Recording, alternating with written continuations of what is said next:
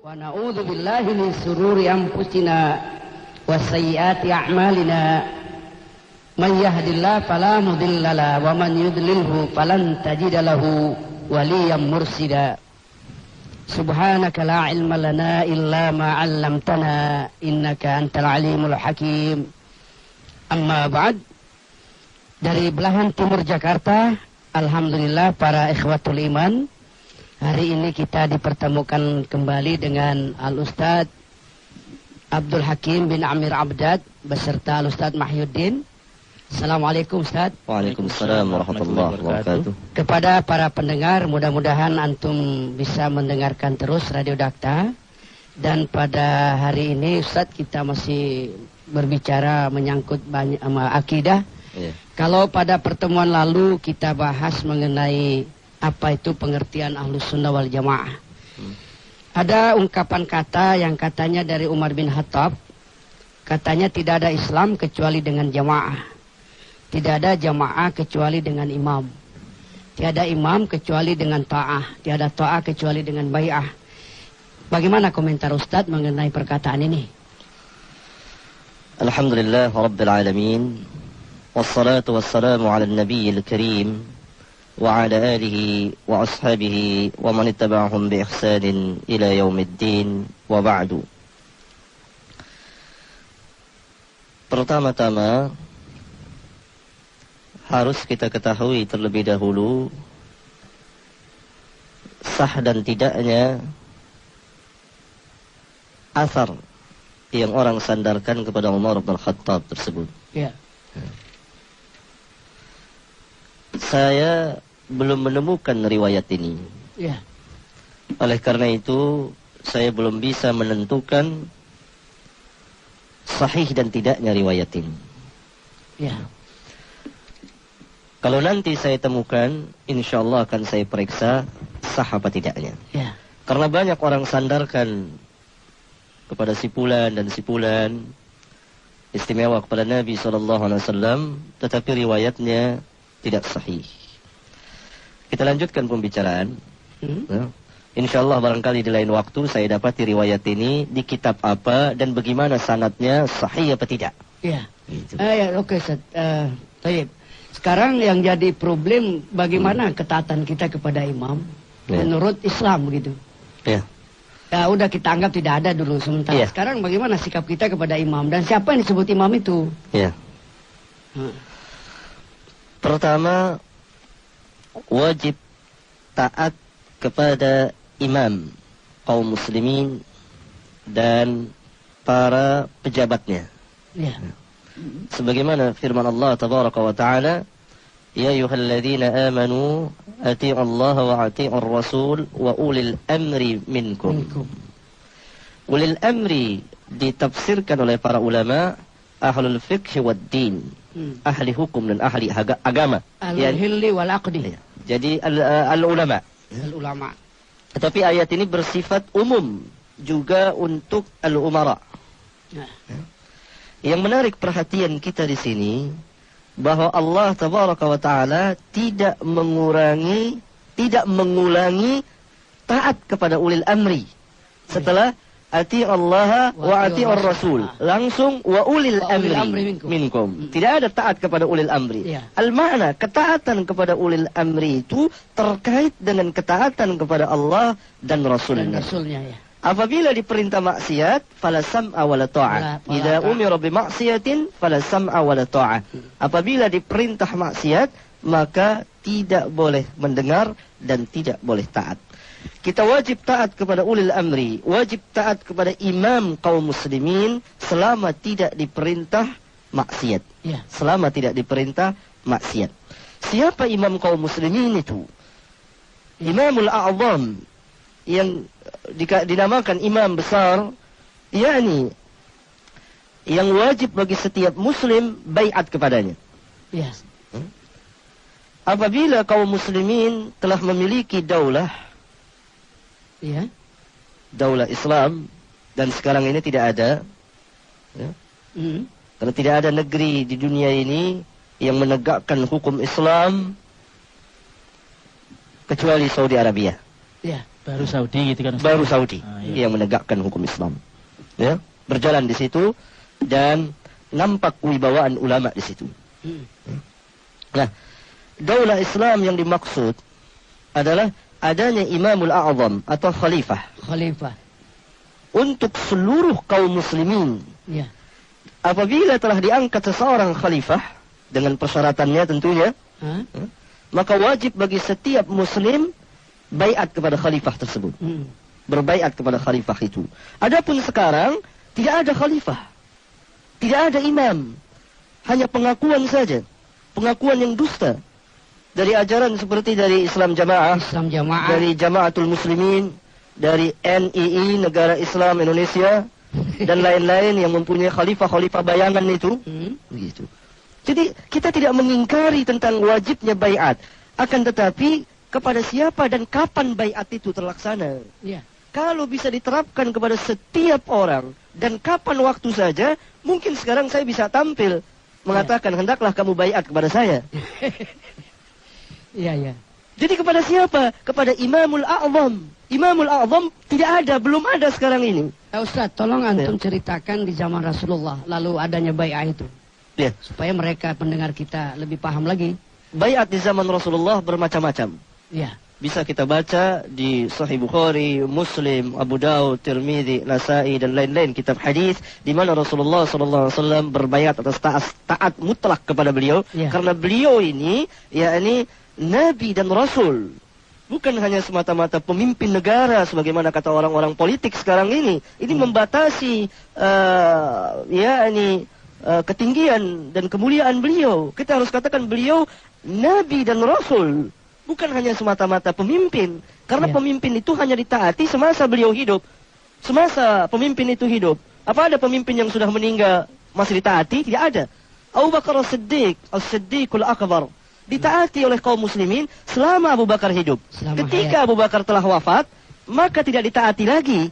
Yang ditaati adalah penggantinya, Umar bin Khattab, dan begitu seterusnya. Jadi kaum kita ini salah paham.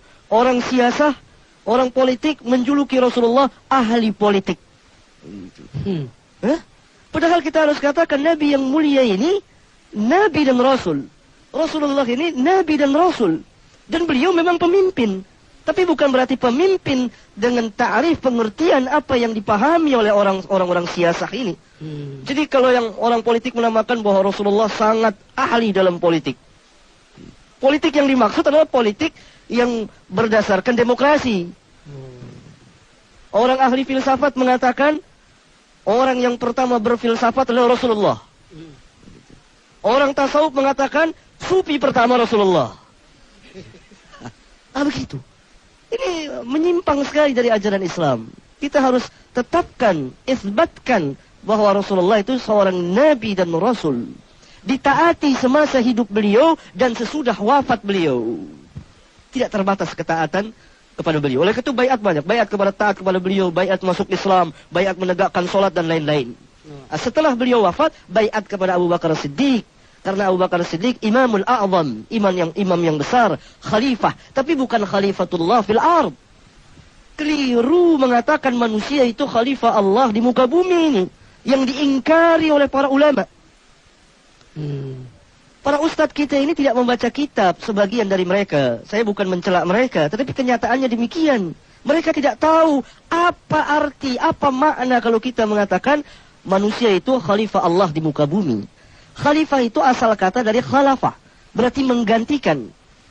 Maka dikatakan khalifah yang menggantikan kedudukan yang sebelumnya. Kalau manusia itu dikatakan khalifah Allah di muka bumi, berarti manusia itu menggantikan Allah di muka bumi untuk mengurus bumi. Ini bertentangan dengan akidah Islam. Kacau. Karena Allah yudabbir, mengatur segala urusan di langit dan di bumi ini. Gitu. Oleh karena itu, Abu Bakar Siddiq ketika dikatakan engkau adalah khalifah Allah, beliau mengingkarinya.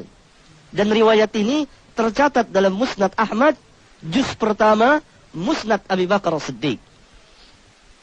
Dan Al-Imam An-Nawawi di kitabnya Al-Adhkar menerangkan tentang kemungkaran perkataan bahwa manusia itu khalifah Allah. Tidak boleh mengatakan kepada manusia bahwa manusia itu adalah khalifah Allah di muka bumi ini. Tidak boleh. Adapun makna wa idz qulna lil malaikati inni ja'ilun fil ardi khalifah, apa maknanya itu?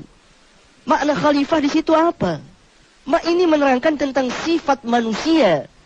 Yang khalifah itu maknanya saling mengganti antara satu generasi dengan generasi yang lain. Tidak, Allah tidak katakan khalifatullah fil ardi situ. Tidak mengatakan khalifati, khalifahku. Inni ja'ilun fil ardi khalifah. Khalifah. Yani manusia. Manusia itu sifatnya saling menggantikan satu yang dengan yang lain. Kita generasi yang hidup sekarang ini menggantikan generasi yang lalu. Dan generasi kita ini akan digantikan oleh generasi yang akan datang. Ini makna khalifah dalam ayat yang mulia ini.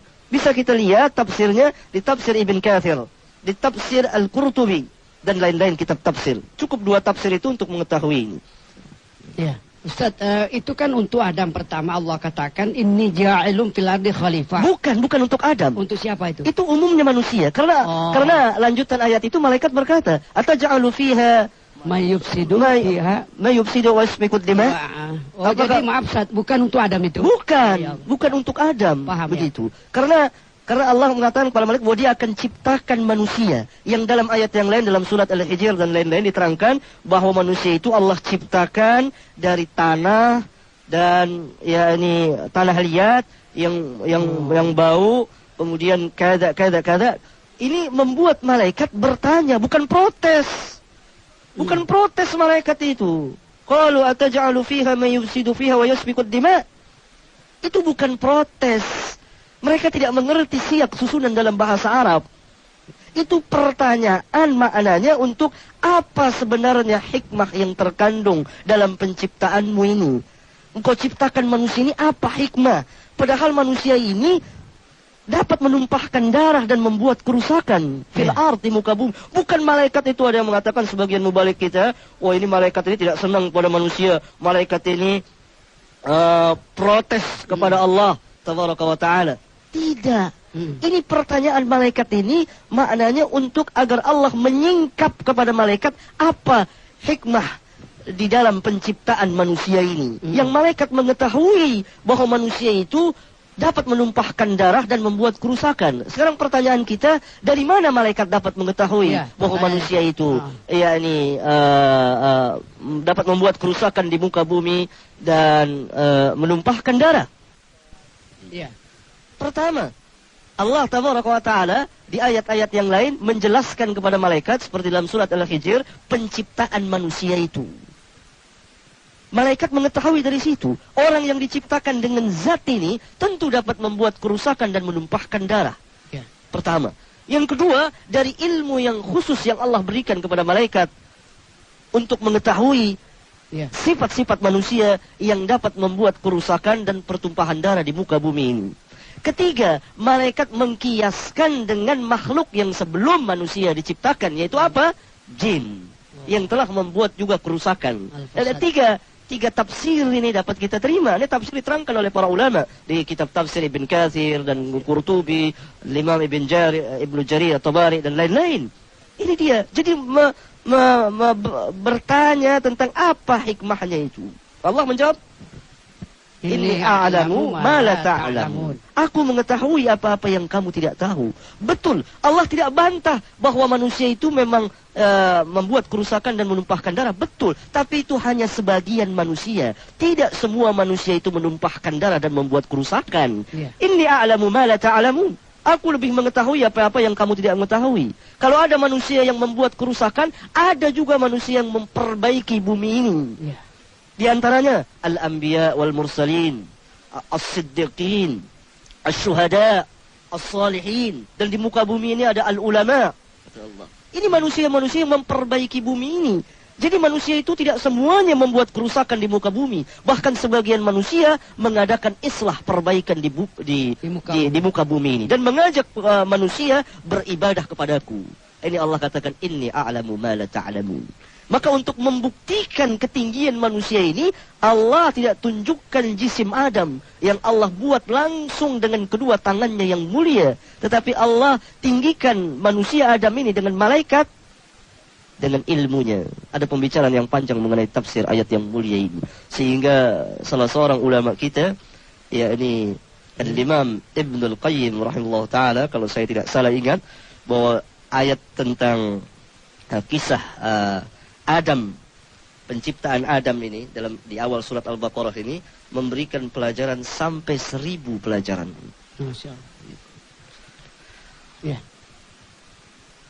Ustaz, sekarang begini, kalau terjadi betul ada imam, kita harus bayarkan yang seperti Ustaz jelaskan tadi. Iya, sekarang belum terjadi.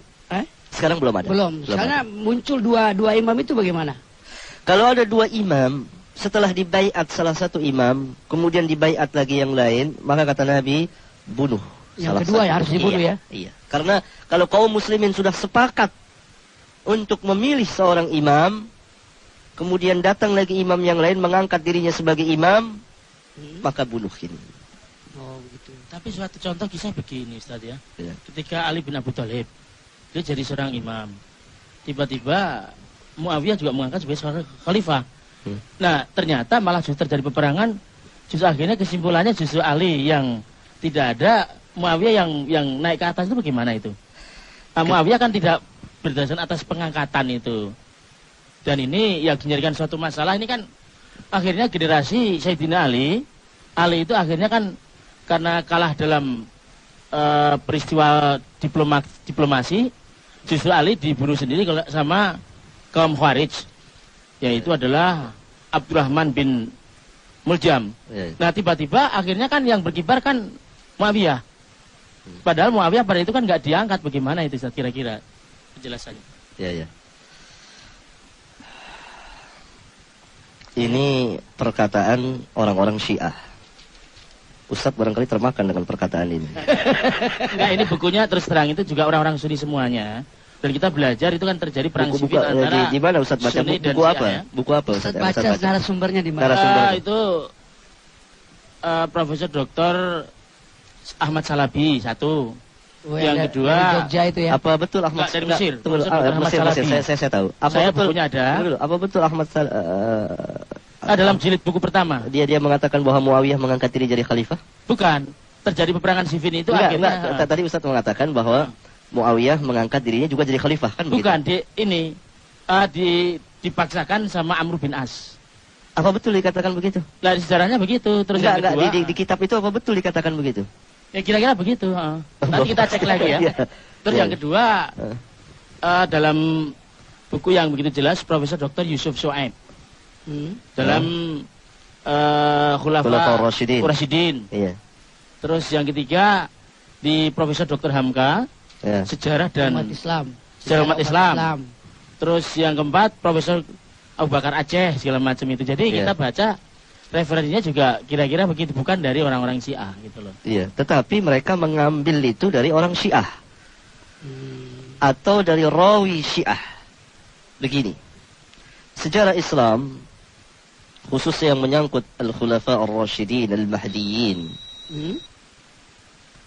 telah dirubah, dipalsukan, disembunyikan oleh kaum Ar-Rafidah, Syiah ini. Syiah ya.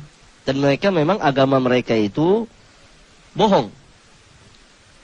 Bahkan mereka sendiri mengatakan dinuna at-taqiyah. Agama kami adalah taqiyah. Taqiyah itu berpura-pura. Kayak munafik. Kayak munafik. Luarnya lain, dalamnya pun lain.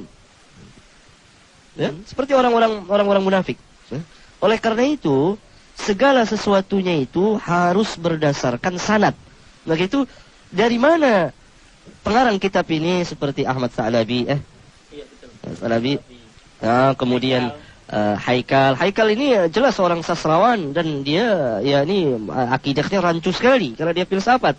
Dan di kitabnya Sejarah Muhammad itu yang masyhur itu Hayatul Muhammad itu ini terjadi penyimpangan besar-besaran terhadap riwayat hidup Rasulullah SAW, khususnya ketika dia mengingkari Isra Nabi dengan jisimnya, dan banyak kejanggalan ini. Dia cukup waktu kalau saya jelaskan tentang kekacauan kitab Sejarah Muhammad itu, ya kan? Yang kedua, ya ini Yusuf Shoaib gitu ya. Nah, ini orang yang mengaku bahwa Adam bukan manusia pertama. dan membenarkan teori Darwin itu. Gitu. Akidahnya pun rancu ini. Gitu, ya. Kemudian Hamka rahimahullah taala ma'ruf bagi kita bahwa beliau juga seorang sastrawan dan pengambilannya secara penelitian ilmu hadis memang harus kita akui sangat minim sekali dalam hadis ini beliau ini. Ya. Oleh karena itu pemeriksaan sejarah ini perlu. Dari mana pengambilan kitabnya? Harus kita pulangkan ke kitab-kitab asalnya. Gitu. Makanya saya katakan dari mana pengambilannya ini? Dari bulan. Penyusun ini mengambil dari mana? Gitu. Penyusun ini mengambil dari mana? Harus kita ketahui dulu. Setelah kita mengetahui misalnya dari sejarah Islam yang dikarang oleh Ibnu Jarir At-Tabari. Ya? Atau dari Al-Bidayah wan Nihayah Ibnu Katsir. Ya? Atau Al-Kamil oleh Ibnu Al-Athir. Ya? Kemudian atau oleh Ibnu Hisham dan lain-lain para ahli sejarah. Itu ada sanadnya dari bulan kejadiannya. Ini dapat kita periksa nantinya. Dapat kita periksa karena salah satu siasah penipuan orang Syiah itu senantiasa memalsukan nama. Ya? Nah, misalnya di dalam Islam ada seorang bernama rawi namanya As-Suddi. Orang Syiah pun menamakan rawi mereka dengan As-Suddi. Padahal rawi dalam Ahlus Sunnah As-Suddi seorang rawi yang thiqah, yang terpercaya. Ya? Yang orang Syiah ini adalah pembohong. Oleh karena itu ulama setelah mengetahui membuat As-Suddiyul Kabir dan As-Suddiyus Sagir. Yang kabir adalah Ahlus Sunnah, yang sagir adalah Rafidah. Nah, kalau kita teliti kejadian-kejadian tersebut banyak penyimpangan. Kita lihat misalnya, ini Yazid bin Muawiyah memerintahkan panglimanya untuk membunuh Husain. Ya, kemudian kepala Husain itu setelah dipenggal diarak-arak, bahkan katanya dibuat kayak bola. Ini tidak benar sama sekali. Ini cerita buatan orang Syiah. Yazid bin Muawiyah itu tidak memerintahkan membunuh Husain, walaupun dia memerintahkan mengepung dan menangkapnya. Ketika sampai kabar kepada dia bahwa Husain bin Ali radhiyallahu anhu mati terbunuh oleh panglimanya, dia merasa sedih bukan main. Gitu. Ini salah satunya. Waduh, selama ini kita ditipu terus oleh Syiah ini, Ustaz ya. Memang Syiah ini agama di luar Islam. Al-Imam Ibnu Hazm mengatakan, "Laisu minal muslimin." Mereka ini bukan orang-orang Islam. Ini tidak berarti kita kafirkan orang per orang dari orang-orang Syiah yang ada di Indonesia ini. Tidak. Kecuali kalau tokoh-tokohnya memang sudah jelas. Dan kebanyakan kaum muslimin di negeri kita tidak tahu hakikat Syiah itu siapa. Hakikat Syiah itu tidak tahu dia apa sebenarnya yang ada di balik Syiah itu. Kita lanjutkan. Seperti cerita kejadian perang Siffin antara Ali dan Muawiyah. Ini banyak dibuat-buat sekali. Muawiyah tidak mengatakan dirinya khalifah dan meminta dibaiat, tidak sama sekali. Sebab terjadinya peperangan itu masalah ijtihadiyah. Muawiyah tidak mengatakan dirinya khalifah dan membuat pemerintahan baru di Syam, sama sekali tidak. Dan Amr bin As tidak juga menganjurkannya supaya dia mengaku sebagai khalifah. Tidak sama sekali. Ini sejarah dari orang-orang Syiah. Muawiyah itu menuntut darah Utsman bin Affan kepada Ali bin Abi Thalib. Ali bin Abi Thalib mengatakan, dibereskan dulu keadaan negeri ini. Setelah keadaan negeri ini beres, baru nanti dikisos pembunuh Utsman bin Affan. Dan hampir terjadi perdamaian islah antara Ali bin Abi Thalib dari satu sisi, Talha dan Zubair dari sisi yang lain. Mau mengadakan perjanjian damai. Bukan untuk perang Jamal, itu bukan langsung perang Jamal itu, tidak. Tidak kejadiannya, itu mau mengadakan islah. Mau mengadakan islah. Nah, orang-orang pembunuh Utsman itu ada di pasukan Ali bersembunyi. Ketika besok pagi akan terjadi perjanjian damai, bahwa kita sepakat untuk mengkisos pembunuh Utsman bin Affan, maka yang paling gelisah itu adalah pembunuh Utsman yang waktu itu bersembunyi di belakang Ali, di dalam pasukan Ali itu. Maka mereka merencanakan makar pada malam itu mendatangi kemah-kemah Talha dan Zubair, membunuh-bunuhi mereka, sehingga terjadi salah paham. Ya, dari pihak Talha dan Zubair menyangka bahwa Ali menyerang. Itulah terjadi perang Jamal di situ tanpa disengaja. Mereka ini siapa? Inilah Abdullah bin Saba, yakni pencetus agama Syiah, pembuat agama Syiah, orang Yahudi ini, yang dan bersama kawan-kawannya. Selanjutnya perang Siffin juga demikian. Yakni masalah ijtihadiyah di antara para sahabat ridwanullah alaihim ajma'in. Walaupun dalam ijtihad ini para ulama mengatakan Ali aqrab lis-shawab, lebih mendekati kebenaran. Tapi Muawiyah tidak dikafirkan, tidak disalahkan. Jadi Muawiyah tidak mengangkat diri jadi khalifah, tidak sama sekali. Tidak sama sekali. Terbukti setelah Ali wafat, yang menggantikan Ali siapa? Hasan bin Ali, anaknya. Iya, Hasan bin Ali. Kemudian Hasan menyerahkan ke khilafah kepada Muawiyah. Baru Muawiyah setelah diserahkan itu. Maka itu pada tahun ke-40 Hijriyah. Tahun itu dikatakan Amul Jamaah, tahun persatuan, perdamaian. Ya, Ustadz tadi menyinggung Jamal, kenapa Aisyah kok ikut terlibat juga di istri Rasulullah itu? Sebetulnya dikatakan terlibat tidak sebagaimana yang dikatakan oleh orang-orang Syiah bahwa Aisyah itu memimpin pasukan untuk tidak. Ini dibesar-besarkan saja. Dan dari sini orang mengatakan, lihat, ya ini perempuan boleh menjadi pemimpin. Yang jadi contoh kita adalah Nabi yang mulia alaihi salatu wassalam. Perbuatan afrad orang per orang dari para sahabat mungkin bisa salah. Gitu. Perbuatan Aisyah dia sendiri mengakui bahwa perbuatannya itu salah. Perbuatannya itu. Karena itu dia menyesal dan menangis. Dan terus diam di rumahnya karena Allah perintahkan waqarna fi buyutikunna. Tetapi itu bukan satu kesengajaan, bukan memimpin pasukan untuk tidak sama sekali. Karena ini perjanjian ini untuk satu kedamaian, perjanjian damai untuk mengadakan islah, bukan perang berangkat pasukan Tolha untuk tidak. Ada perundingan. Perundingannya apa? Bagaimana kelanjutannya tentang pembunuh Utsman ini? Darah Utsman apakah sia-sia? Atau harus dikisas para pembunuh? Terjadi kesepakatan bahwa mereka akan menetapkan hukum kisos terhadap pembunuh-pembunuh Utsman. Nah, kalau perdamaian ini sempat terjadi kesepakatan ini, maka yang celaka adalah pembunuh Utsman itu. Pasti mereka akan dipenggal leher-leher mereka. Oleh karena itu segera pada malam itu mereka membuat tipu daya. Gitu. Jadi mereka orang ketiga. Begini, Ustaz. Saya melihat itu orang-orang Syiah itu tidak pernah mengakui dirinya sebagai seorang Syiah. Jadi di Indonesia ini kalau dialog dia itu mewakili orang Syiah. Tapi dikatakan dia tidak merasa dirinya Syiah, dia juga merasa ahli sunnah. Jadi repotnya kan di sini. Nah itu ya. Dengan alasan juga mereka itu mengambil suatu contoh seperti Ammar bin Yasir itu. Yang jadikan pedoman kan Ammar bin Yasir dalam surat An ayat 106 tadi. Ilamat ukriha wa qalbu mutmainnun bil iman. Nah jadi kita ini kadang-kadang kan sulit. Karena mereka itu seolah sama dengan kita, padahal mereka menyerang kita ini yang harus kita jelaskan ini. Berbeda, Ammar bin Yasir itu dalam keadaan terjepit dan akan dibunuh. Dalam keadaan seperti ini memang dibolehkan bagi seorang muslim. Tetapi keadaan Syiah takiyahnya lain lagi. Dalam segala keadaan. Sampai sholat pun mereka takiyah. Mereka ikut sholat bersama kita, kemudian mengulang lagi. Mereka di rumahnya. Mereka mengiyakan kita, tapi hatinya mengatakan tidak. Ini nifak.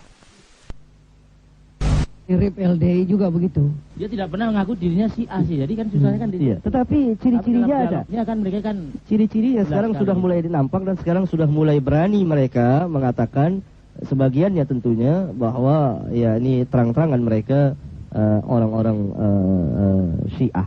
Hanya saja kaum muslimin masih terlalu miskin.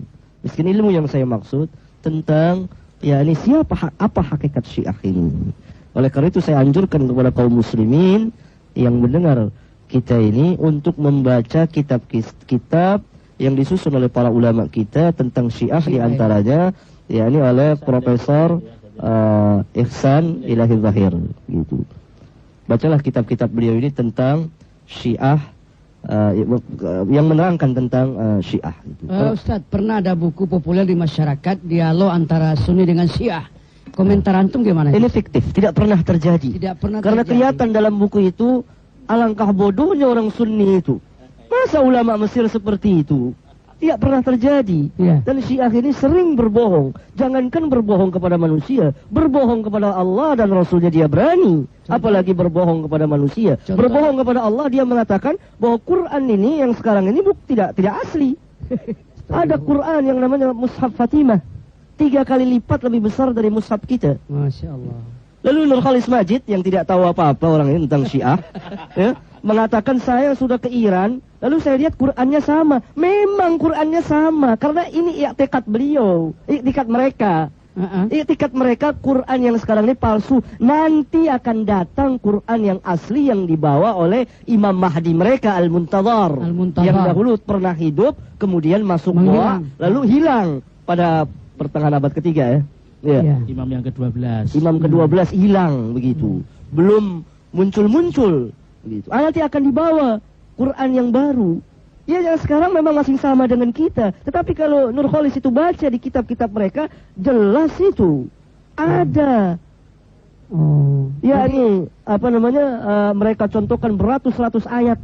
Bahwa ayat Quran ini telah dipalsukan, telah dihilangkan oleh para sahabat. Gitu.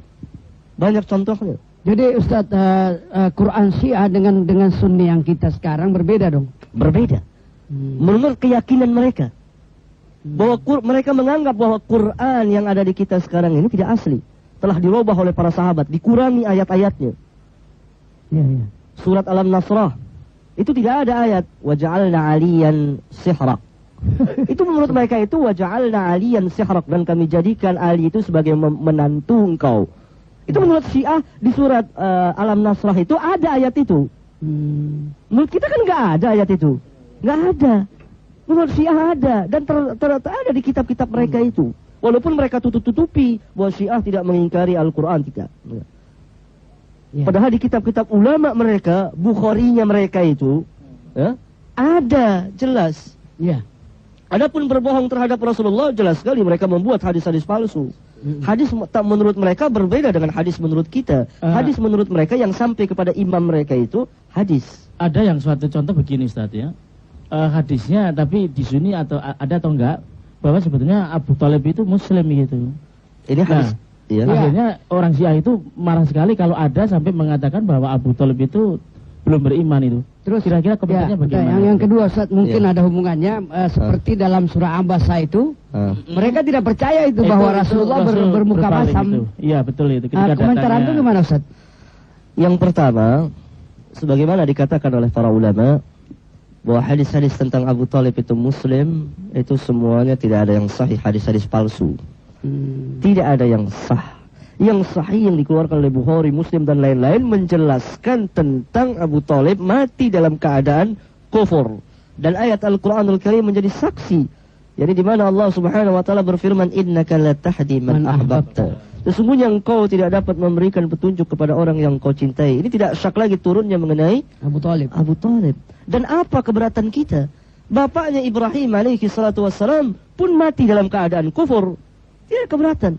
Ini bahkan pelajaran yang tinggi kepada kita, bahwa seorang nabi saja tidak sanggup memberikan hidayah kepada orang yang dia cintai. Wa kaifa nahnu, bagaimana dengan kita? Hidayah itu sangat mahal sekali. Karena hidayah itu bertahap. Barangkali sedikit saya terangkan tentang hidayah. Allah tabaraka wa taala pertama menurunkan hidayah yang namanya hidayatul am. Hidayah yang umum untuk makhluk-makhluknya. Tidak dibedakan di sini antara manusia dengan hewan. Tidak dibedakan. Hidayah am ini, hidayah yang umum ini untuk apa? Untuk kemaslahatan manusia. Bagaimana cara hidup di dunia ini? Bagaimana cara mengolah dunia ini? Apa yang mereka harus makan? Demikian juga hewan. Dengan bermacam-macamnya hewan itu. Kita saksikan lebah itu. Allah telah wahyukan kepada dia, kepada mereka ini. Makannya apa? Tempat tinggalnya di mana? Ini yang dikatakan hidayatul am. Bagaimana mereka hidup di dunia ini? Jadi hidayah yang pertama ini tidak dibedakan antara manusia dengan hewan. Untuk itu Allah Subhanahu wa taala berfirman, "Sabbihisma rabbikal a'la alladzi khalaqa fasawwa walladzi qaddara fahada." Tasbihkan nama Rabbmu yang maha tinggi, alladzi khalaqa fasawwa, yang menciptakan dan menyempurnakan, walladzi qaddara fahada, yang menentukan dan memberikan hidayah. 4 martabat di sini. Allah menciptakan, ya. Tidak cukup menciptakan saja, tapi Allah fasawwa menyempurnakan ciptaannya itu. Kemudian martabat yang ketiga, Allah takdirkan, tentukan segala sesuatu ciptaannya itu, baik itu manusia maupun hewan. Yang keempat, hidayah. Allah memberikan hidayah. Ini yang dikatakan hidayatul am. Dari mana seorang bayi itu mengenal air susu ibunya, kemudian dia bergerak-gerak dan berbicara. Kita bisa memperhatikan keajaiban hidayatul am. Kalau kita memiliki seorang bayi, mendapat karunia dari Allah, seorang bayi, kita perhatikan dari awal kelahirannya seterusnya. Bagaimana hidayah Allah kepada seorang bayi ini? Dia tidak bisa berbicara. Ketika dia haus, ketika dia lapar, Allah berikan hidayah, menangislah engkau. Menangis anak bayi itu. Ya. Ketika kesakitan, dia tidak bisa berbicara. Ya. Di bawah dia mengatakan dia sakit.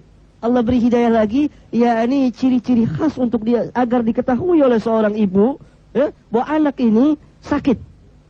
Ya. Kemudian cara geraknya, kemudian dari matanya, kemudian dari ucapan berkata. Oleh karena itu seorang bayi itu, kalau dia tidak hidup pada manusia, dia tidak hidup sama hewan, dia akan ngomong hewan. Tidak bisa ngomong manusia.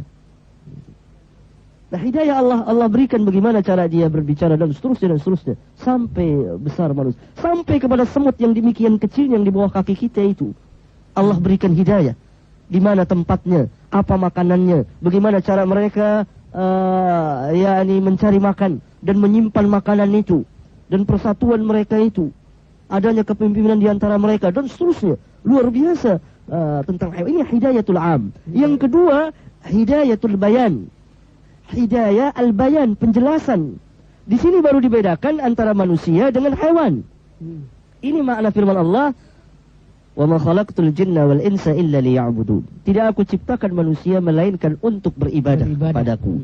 Dibedakan hidayatul bayan, Allah turunkan al-anbiya wal mursalin, para nabi dan rasul yang diakhiri dengan kenabian Rasulullah alaihi wassalatu wassalam, untuk menjelaskan kepada manusia jalan yang hak dan jalan yang batil, mana yang tauhid dan mana yang syirik, bagaimana cara beribadah kepada Allah.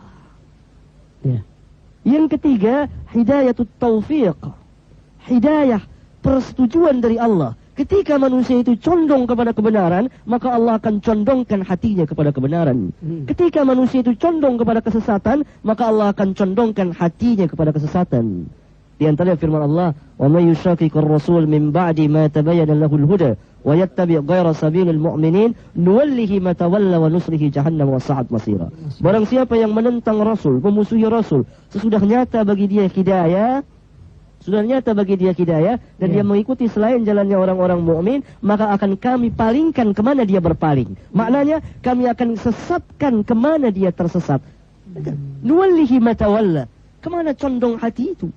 Kemana condongnya hati itu? Dan Allah memang yang membulak-balikkan hati manusia itu. Oleh karena itu ada doa, ya muqallibal qulub, tsabbit qulubana biqalbi ala dinik. Ini hidayah. Al-Quran ini hidayatul bayan. Allah katakan, "Syahrul Ramadan alladzi unzila fihi al-Quran hudan lin-nas wa bayyinatin minal huda wal furqan." Di bulan Ramadan ini diturunkan Al-Quran, hudan lin-nas, hidayah bagi manusia. Ini yang dimaksud hidayatul bayan. Di dalam Al-Quran ini ada al-bayan, al-haq dan batil. Karena itu Al-Quran dikatakan al-furqan, faslan bainal haqqi wal batil, pembeda antara yang hak dengan yang batil itu. Wa bayyinatin minal huda. Apa makna wa bayyinat? Wa bayyinat itu bentuk jamak dari bayyin, penjelasan-penjelasan.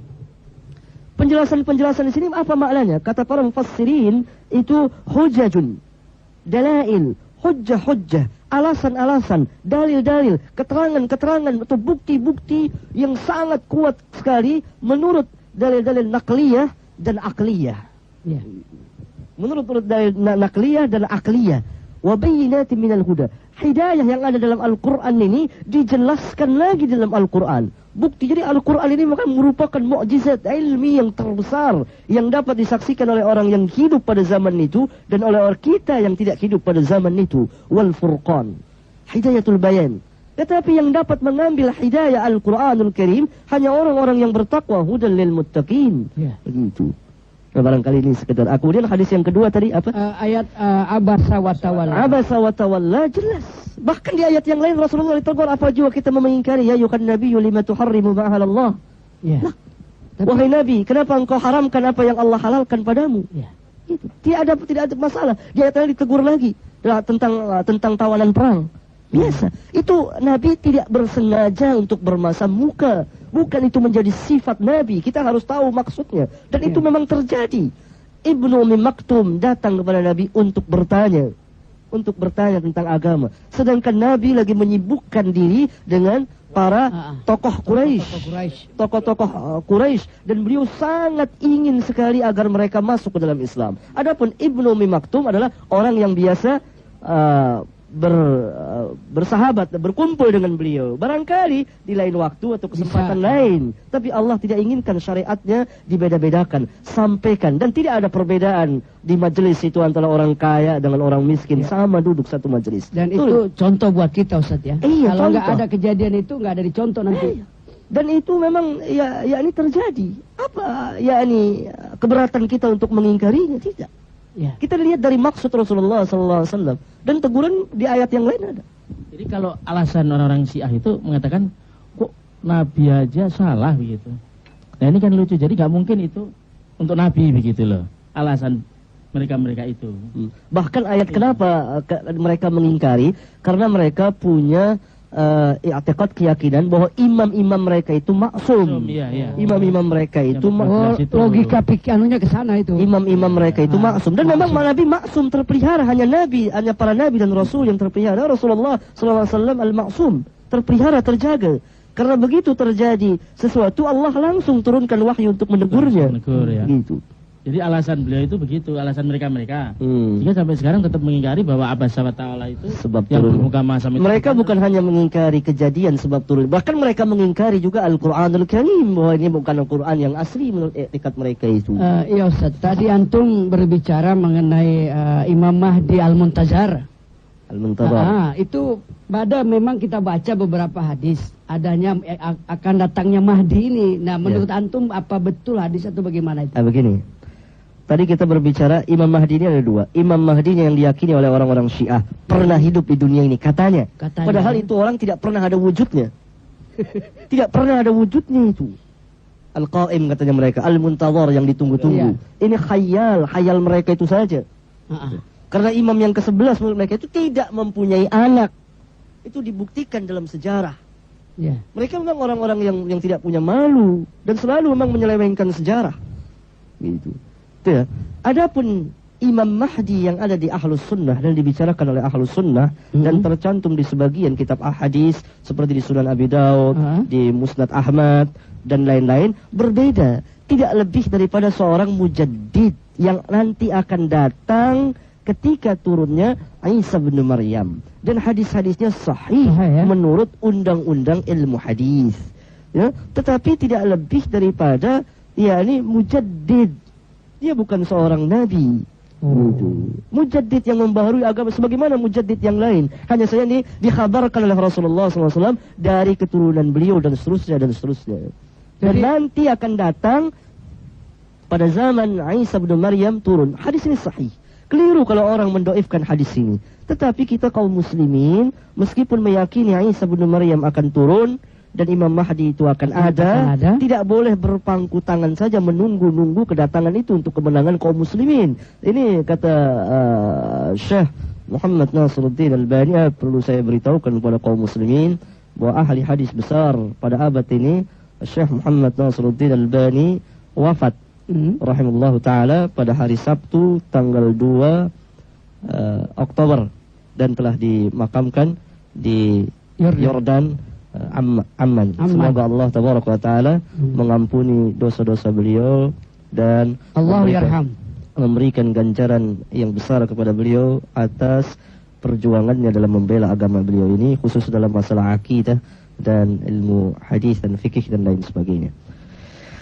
Syekh Nasir pernah mengatakan dalam kitabnya, yakni di Silsilah As-Sahihah juz yang pertama, bahwa satu kesesatan kalau kita hanya mengharap-harap keturunnya Isa bin Maryam dan Mahdi saja. tanpa ada usaha daripada kita itu. Itu keyakinan kita, memang Isa bin Maryam nanti akan turun. Dan Mahdi itu akan, tapi Mahdi kita berbeda dengan Mahdi Syiah. Barangkali. Ya Ustaz, begini, Mahdi dari turunan Rasulullah kalau nggak salah ya. Itu berarti dari Timur Tengah nanti. Dia munculnya apa dari... Dan khalifah juga harus dari Quraisy. Oh, begitu. Berarti Islam Jamaah yang mengaku punya khalifah, dia bukan orang Quraisy, itu orang-orang mana? Orang Jawa apa orang mana? Gak ada khalifah. Gak ada khalifah dari Quraisy harusnya. Itu hadis-hadisnya begitu banyak. Ya. Dan ijma' ulama harus dari orang Ustaz, Quraisy. Sekarang Rasulullah kan tidak punya anak laki. Itu turunan diambil dari perempuan, dari harim. Ya. Dari perempuan gitu. Kan Ya. Rasulullah kan tidak punya anak laki, masih kecil udah meninggal. Ya. Biasanya kan nasab itu dari laki. Nah hubungannya dengan hadis ini bagaimana? Ya. Bahwa Imam Mahdi dari turunan Rasulullah. Ya. Sedang Kan, dikatakan kan keturunan. Tidak berarti dari pihak perempuan itu tidak punya keturunan, kan juga punya keturunan. Itu namanya keturunan juga kan. Oh, Kalau seseorang itu diteliti riwayat ilmu ini nasabnya dari pihak bapak, binnya itu atau bintinya itu. Kemudian dari pihak ibu, itu bukan nasab, tetapi kan tetap keturunan juga. Ada kerabat juga, gitu maksudnya. Oh begitu. Nah sekarang satu lagi, kita biasa dalam doa, ada doa Masih Dajjal. Ya. Nah, hubungannya Dajjal ini dengan imam ini gimana ini? Kan kita dalam doa itu, Allahumma inni a'udzubika min adabi jahannam wa min adabil qabri wa min fitnatil mahya wal mamat. Fitnatil Masih Dajjal. Masih Dajjal pengertiannya apa itu Ustaz? Begini. Ad-Dajjal dalam bahasa Arab adalah pendusta, pembohong. Masalah Dajjal ini perlu kita bagi menjadi beberapa bagian. Ya. Sesuai dengan hadis-hadis yang datang mengenai permasalahan ini. Pertama, Rasulullah SAW dalam salah satu hadis sahih yang diriwayatkan oleh Imam Muslim di muqaddimah sahihnya juz awal, mengkhabarkan bahwa nanti akan datang kepada umatku Dajjaluna kadzabun, dengan bentuk jamak. Dajjaluna kadzabun, para dajjal dan para pendusta pada akhir zaman. Dan kita saksikan pada zaman kita sekarang ini sudah banyak dajjalun yang berbicara tentang agama tapi berbohong. Tampil sebagai tokoh agama tapi merusak agama, sesat dan menyesatkan, dhalun mudillun. Berarti ini termasuk juga dajjal. Bahkan para ulama ahli hadis mengatakan kepada mereka yang sering atau tukang memalsukan hadis Rasulullah, dajjal dikatakan. Berarti setiap orang yang pembohong, membawa nama agama, memalsukan hadis, mengatasnamakan Rasulullah SAW, dajjal orang ini. Secara lughah dan menurut ta'rif dan apa yang dikhabarkan kepada Nabi tadi pada bagian yang pertama, yakni akan datang dajjalun, berarti banyak. Ya, itu yang bagian pertama. Ya, sekarang sudah kelihatan begitu banyak. Ya. Yang kedua, bagian yang kedua, dajjal yang terbatas hanya 30 orang. Ini dikeluarkan oleh Bukhari dan Muslim. Ya. Yaitu siapa? Semuanya mengaku annahu Rasulullah, bahwa dia adalah utusan Allah. 30 orang. Di zaman Nabi sudah ada satu orang, kemudian 2 orang, ya, yang dan seterusnya, dan Mirza Ghulam Ahmad. Ini termasuk Dajjal. 30 orang. Ini dikatakan Dajjal yang mengaku dirinya sebagai Nabi. Bagian yang ketiga, baru nanti Dajjal yang satu orang yang kita berlindung dalam doa itu. Satu orang yang matanya pecek. Dan hadis-hadis mengenai Dajjal ini mutawatirun. Orang yang mengingkari tentang permasalahan ini adalah orang yang paling jahil terhadap ilmu hadis. Tidak mengerti sama sekali tentang ilmu hadis ini. Hadisnya mutawatirun tentang Dajjal ini. Satu orang yang akan datang. Kapan datangnya? Nanti, yakni ketika Isa bin Maryam akan Allah turunkan. Dajjal dulu turun, kemudian Isa bin Maryam turun dan mengejar dia sampai Isa yang membunuhnya itu. Setelah dia membuat kerusakan di muka bumi ini. Ini demikian tentang Dajjal. Jadi yang tersebut dalam doa itu, wa min syarri Masihid Dajjal, Masihid Dajjal, itu Dajjal yang satu orang, karena dengan bentuk mufrad Dajjal, bukan Dajjalun. Matanya buta sebelah, Ya, di jidatnya ada tulisan kafir. Kafara. Kafara. Kafara, kafir. Yang dapat dibaca oleh setiap orang mukmin nanti pada akhir zaman akan turun. Ini min asyratis sa'ah. Ya. Dari sebagian dari tanda-tanda hari kiamat al-kubra yang besar. Tanda-tanda hari kiamat itu ada dua. Ada yang sugra, ada yang kubra. Yang kecil dan yang besar. Yang kecil begitu banyak pada zaman kita sekarang ini sudah ada. Yang kubra belum lagi ada. Oh begitu. Barangkali itu. Tapi ada yang bilang katanya Dajjal sekarang antara lain Amerika, Ustaz. Betul nggak itu? Keliru. Ini jelas bukan orang-orang ahli agama yang berbicara demikian. Ada. Silakan Pak Ustaz. Perlu saya jelaskan, perlu penjelasan lagi Ustaz. Ternyata si ini sekarang ini betul-betul menggerogoti umat Islam, dan ternyata banyak mahasiswa-mahasiswa kita sendiri sudah mulai cenderung untuk mengikutinya. Tapi mereka itu suatu kena doktrin bahwa mereka jangan merasa mengaku atau buka baju bahwa mereka orang Syiah. Mereka selalu mengatakan sebagai ahli sunnah. Sehingga ketika dialog ini kelihatan sekali mereka. Nah, ini yang menjadikan suatu kekhawatiran. Ternyata ada yang mensuplai. Dan ada seorang tokoh-tokoh cendekiawan kita yang ngomongnya ngaco ini itu dan segala macam. Ternyata mereka di belakangnya. Siapa itu? Sebut aja enggak apa-apa, ini zaman yang katanya orang-orang mahasiswa sendiri bilang zaman reformasi, belak-belakan buka-buka. Jadi ada juga yang kelihatan sekali gitu ya. Dari kalau kita baca di Republika dulu pernah tentang menjawab pertanyaan-pertanyaan pada hari Jumat dan segala macam. Tapi mereka tetap pasti tidak mengakui begitu loh.